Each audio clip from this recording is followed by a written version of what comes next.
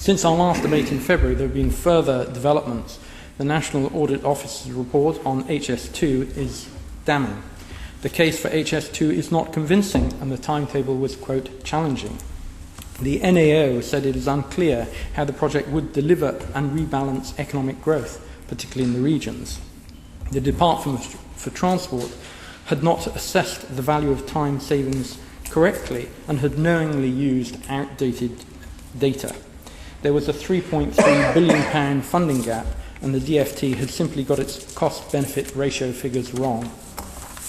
The head of the NAO summed it up thus: "It is too early in the HS2 programme to conclude on the likelihood of its achieving value for money.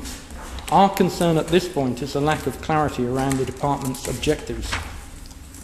The response of the Secretary of State for Transport in the other place to the NAO report quite frankly sounds to me as if he's losing the plot.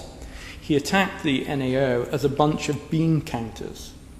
Now, quite apart from the extraordinary spectacle of a cabinet minister attacking a body set up by Parliament to hold government to account, I would question why the Secretary of State for Transport has more faith in his own officials, whose planning and implementation to date has not been above reproach. In fact, on occasion, it's been quite awful. Then, my lords, there is the question of the draft environmental statement, which is very disappointing.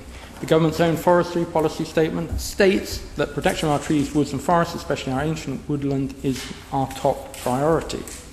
Yet, the draft summary of the environmental statement says, at present, there are no route-wide significant effects on habitats. That is patently not the case, my lords.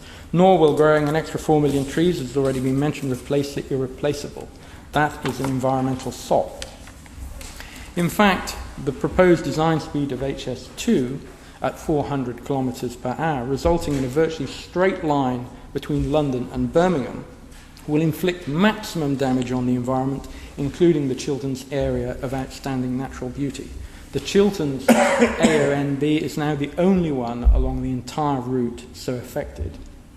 A lower design speed following existing transport corridors, as with HS1, would have a far reduced impact, along the lines of the Kent principles referred to by the noble Viscount Lord Astor and Lord Stevenson of Balmacara. My lords, in conclusion, I hope that the government will listen carefully to reasoned opposition on HS2 and not descend into a mindless tactic of attacking the messenger rather than addressing the serious issues raised.